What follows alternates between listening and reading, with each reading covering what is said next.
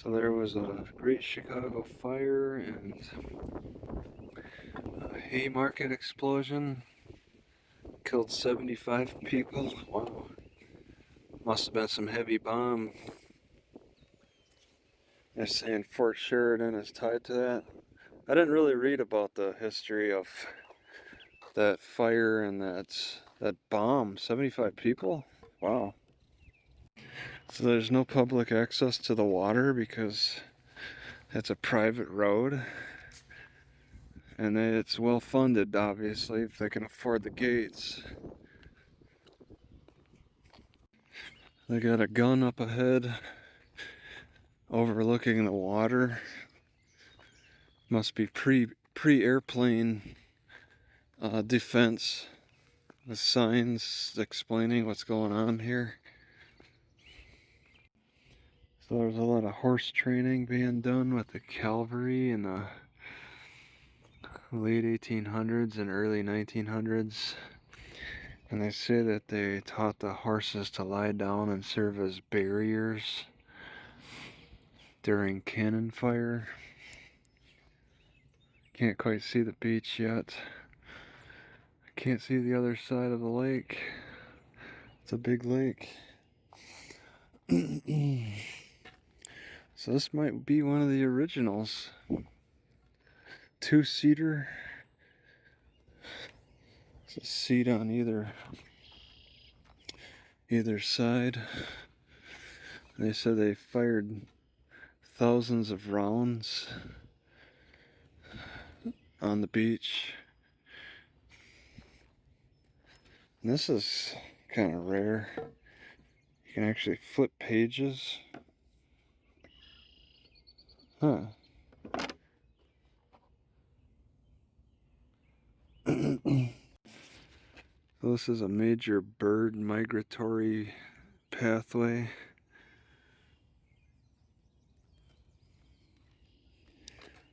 Saying that they follow the Mississippi. I guess I didn't really notice that on the Mississippi. Yeah, so somebody has grandfathered in their property rights, not giving up their mansion, and even doubled down and built a even bigger building. It looks pretty nice and new. Residence, right? Private. Oh no, it doesn't say residence. It just says private property. They don't have their own beachfront. They just kind of have a little piece of their own property on the preserve. And they got two gates that I'm sure are electronically controlled. They got copper flashing. The entire roof has copper flashing. Wow. But it looks really nice. They don't exactly need to own this, I guess. They don't need to own any shoreline property.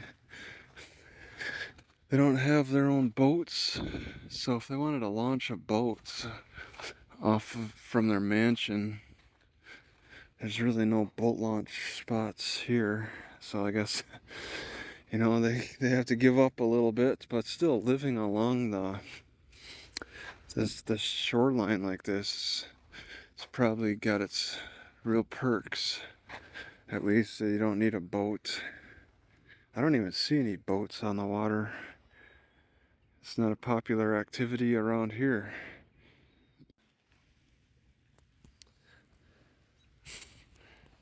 No access allowed beyond fence, and they got a trail. These people must host parties. There are beaches along Lake Michigan. If for some reason they've designated this as a spot where you're not allowed. It looks like a beach to me. They don't want people swimming here. It looks like a beach to me, for sure. No water entry allowed. I don't see any reason why they would be cutting this off as a beach. So it's a hot day this morning, but I think the water's cooling this immediate air down. And they're saying no swimming, and it looks like a beach. They have actual designated marked beaches further south of here, going into Chicago,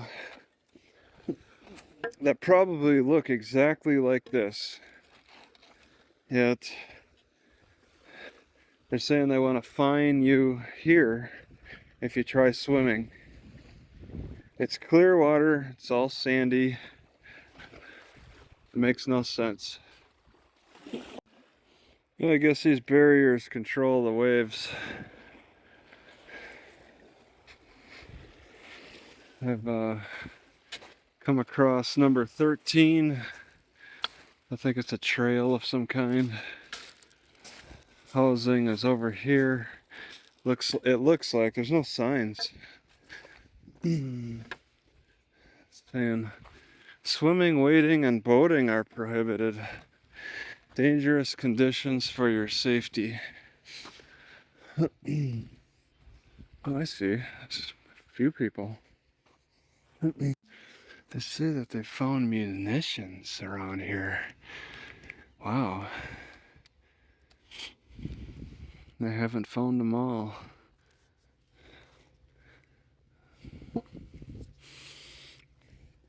Some nice dandelions.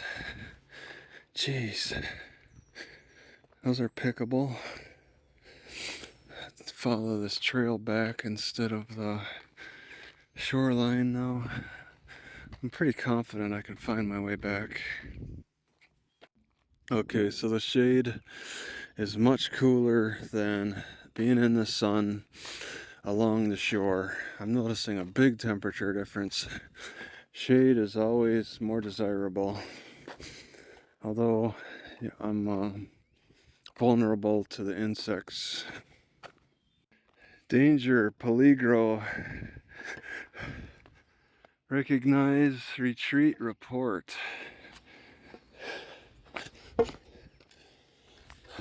There's a major military area. Are they saying that bone is a significant part of this ravine? I am in the Bartlett Ravine. That's why it's such a drop. That's why there's a big bridge here. It looks like they're discouraging climbing up the side. It's not going to discourage this squirrel though. It's got kind of a long nose. Maybe it's because of the shadow. I don't want people going up the gutter. There's a trail up here. How long has this sign been here? Talking about the graffiti. Insulting the older people. That's probably what they're complaining about, is the message. So there's a concern about the rip currents and bacteria. The bacteria get kind of bad in this area. I would think it should dilute. Maybe it's a time of year. Yeah, there's enough graffiti around here to be concerned. And I think if there's enough graffiti, there's also enough car break-ins too. Yeah, this is a fancy area. Resident parking only. Big, big buildings. I don't think they're old military buildings. I think they're brought in afterward. They're actually putting up new copper flashing. There's a bunch right here. They're working on this house. This must have new copper flashing then for all the drainage.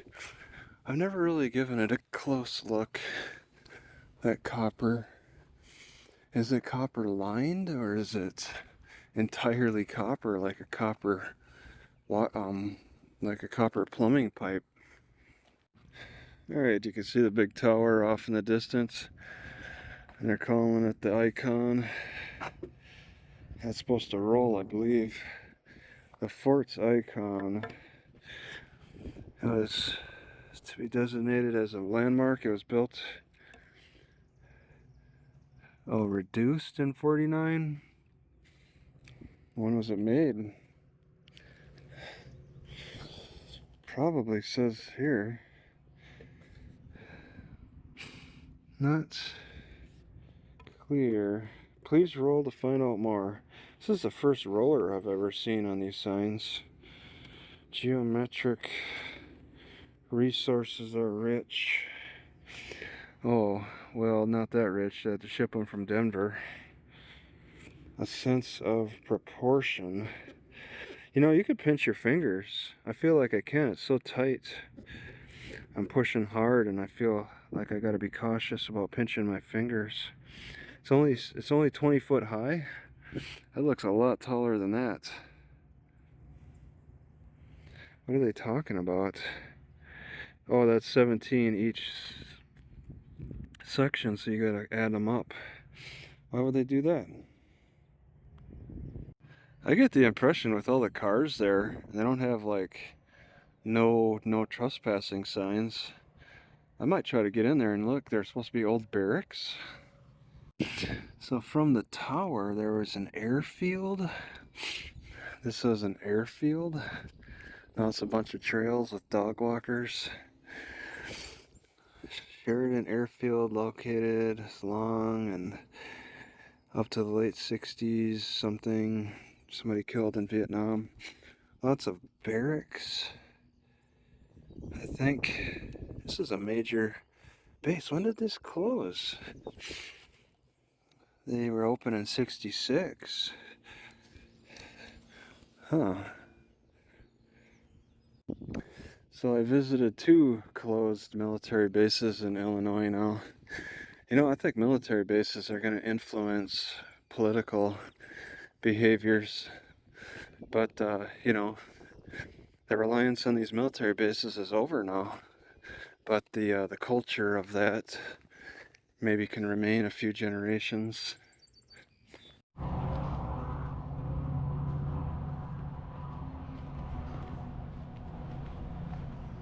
Let's go to the car real quick.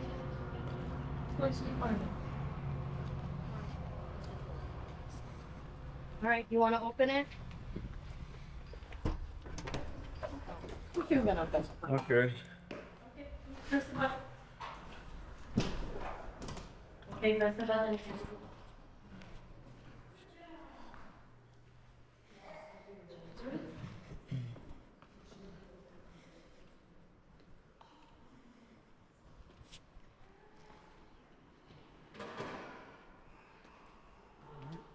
Let me help you. What? It's what?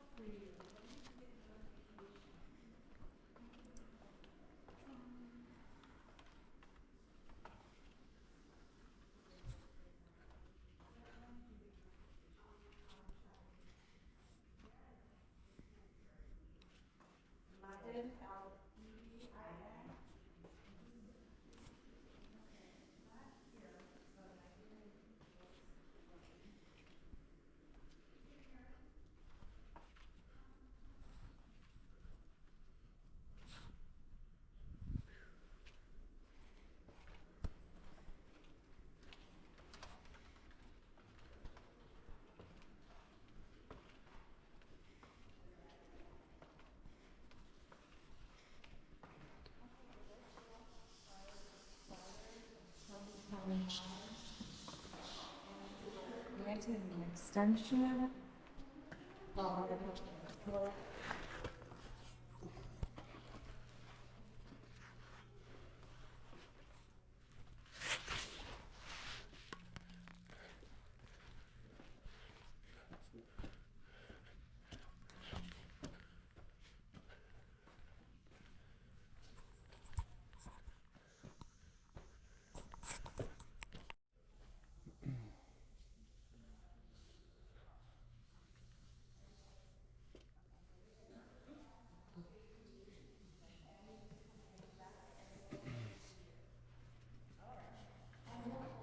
Thank you.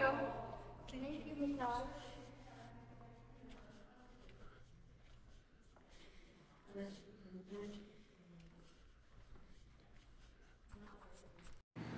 Yeah, I stayed longer than 3 hours. They cut out a little spot in the tree line for that. So they're still trying to enforce it. All right, I'm taking off.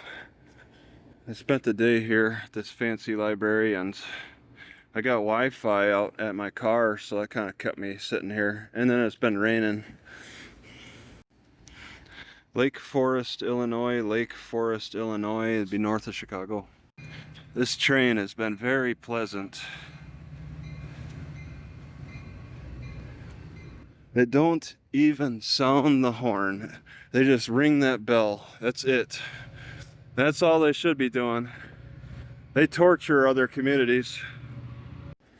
All right, in Waukegan, Illinois, and there's a casino across from the Walmart here.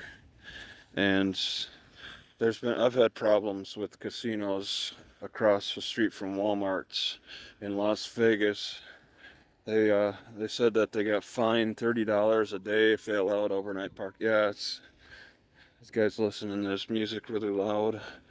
It's rough here. They got driving patrol and then these cameras in the parking lot. So, and also there's a casino across the street from Walmart. So this is a troubled place.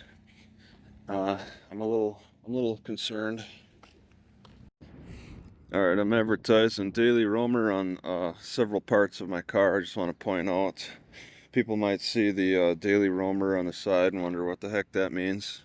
Kind of forced to look a little closer to see that it's YouTube, and you maybe wrap around, and if you get close enough above my car, you'll see the stickers on the roof or in front of the car. You'll see the sticker on the hood of the car. It's another place, another little spot is right here. If you're walking right in front of my car, you kind of see the stickers there. Or on the side, I just recently finished. It said Daily for a while, but now it says Roamer on the door, so you see it from a little bit of a distance away. And then also, if you get closer, you see that it's Daily Roamer YouTube. This sticker is actually holding up really good.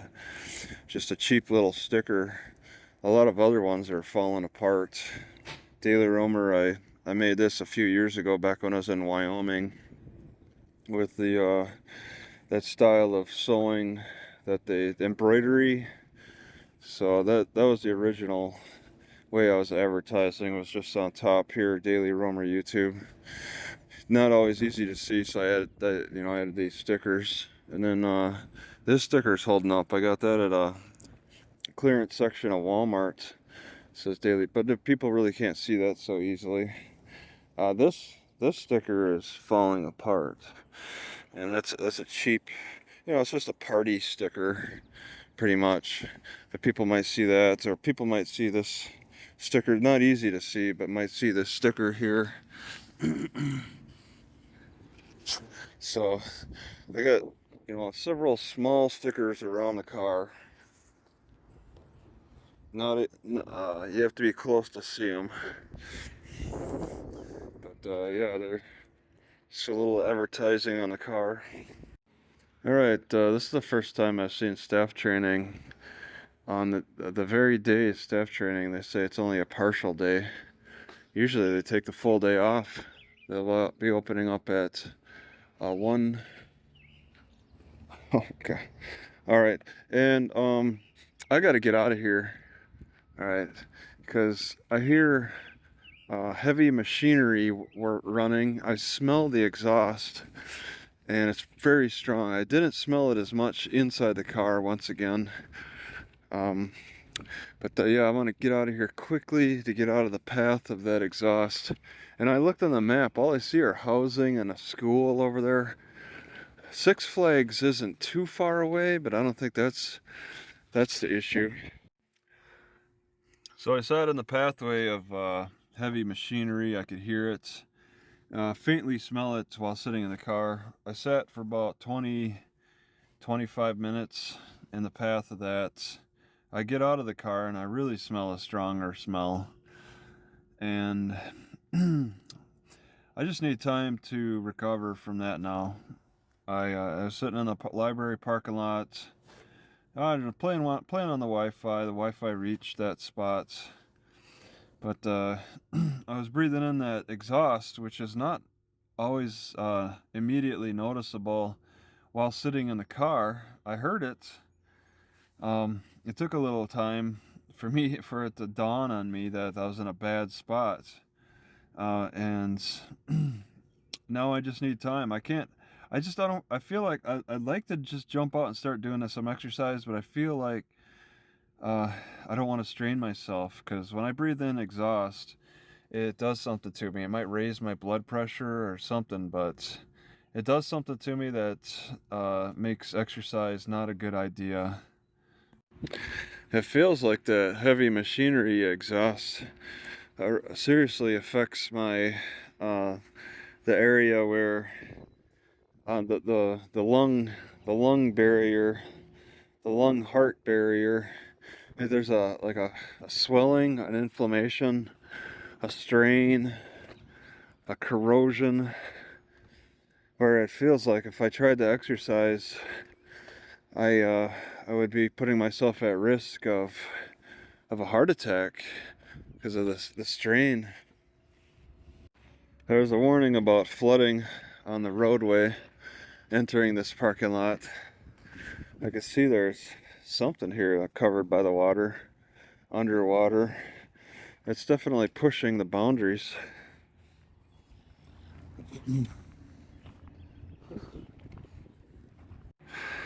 It saddens me a little bit that I have to give up on the teapots.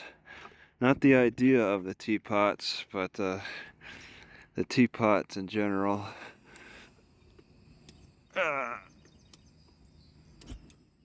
Jeez. I smell some burnt hair now.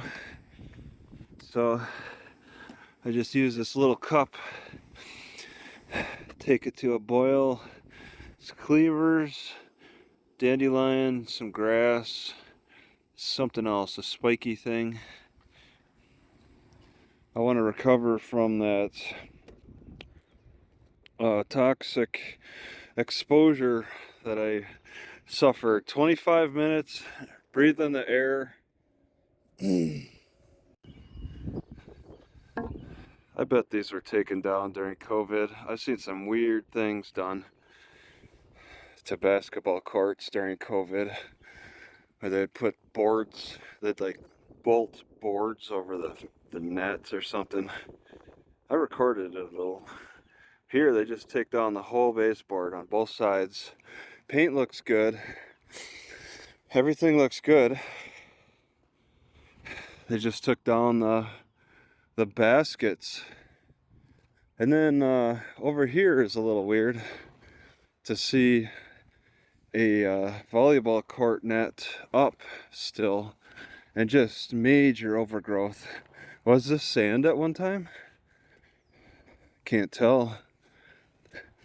They would want a soft, well, they could have a hard surface, but they kept the net up, which is really something, because it doesn't look like they play around the trees, although that would make quite a challenge.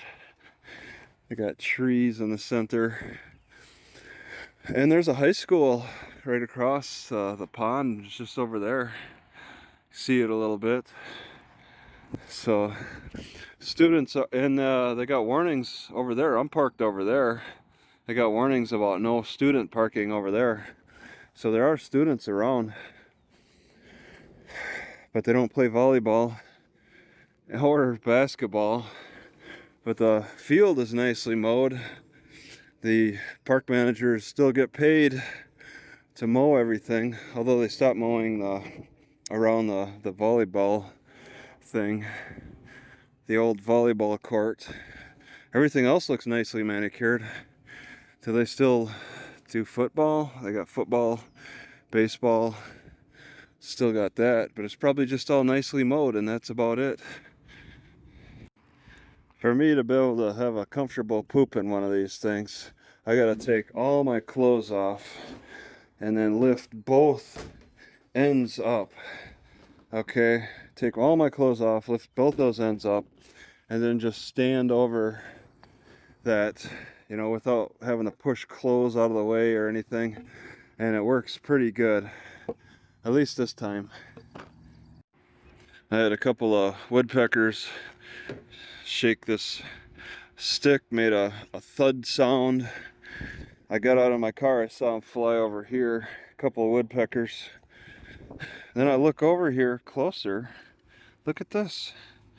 It's shredded. They didn't do this. Nobody else did this. This just fell apart on its own. I need to fix this. I need to sew this back together. It's barely hanging on. I need to take the bicycle off. I'm gonna have to pay attention to the other straps too. It looks like maybe I can just use a strap that's tied around. It's probably not very strong, but I'm gonna sew, because I mean this metal piece is still good. So I'm gonna just sew with my speedy stitcher the strap back together with using the excess strap that's been here the whole time. Probably should use some other kind of strap. I've been throwing straps away in my car though for lack of use because I did not see this coming. Yeah, it don't make sense to me why it's weakened right there. It is clearly a frayed weakening, but I'm gonna cut off this and just put a lot, cover both up to the end here. All right, I may not be able to get my speedy stitcher through 3 straps at once, 4 straps at some points. All right, I barely got these needles through, but I'm gonna try to just sew it all together. I could probably cut excess, but I don't know. I'll see if I could just kind of lump it all together and see what happens. Yeah, it's hard enough to get 2, so I'm gonna cut in a weird way. Cut the end and then just sew 2 separate places. So here, and then wrap that around here. So I want to cut this middle bad piece off. So here, and then sew here, 2 separate spots. Alright, this is very rough sewing. If this is a newer strap, I think it would be a lot easier. It's hard to put the needle in. And of course I'm using the tiny crochet hook to pull the thread through. Made it down a little ways. I'll be able to maintain only 2 layers of sewing through the whole way. And this should give it enough strength. It's long enough. I can adjust, I guess, if I really screwed up, but I don't feel like I screwed up the length. I feel like it'll be tight enough, but I could adjust that length if I needed. I got still a lot of excess strap. So.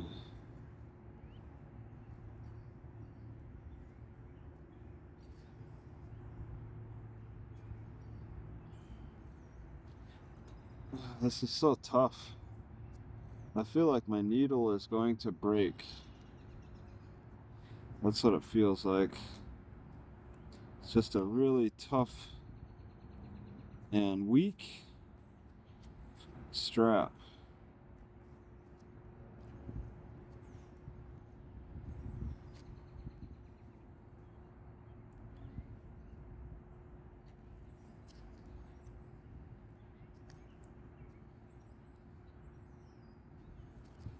And it breaks right in the center here. It's just looped around. So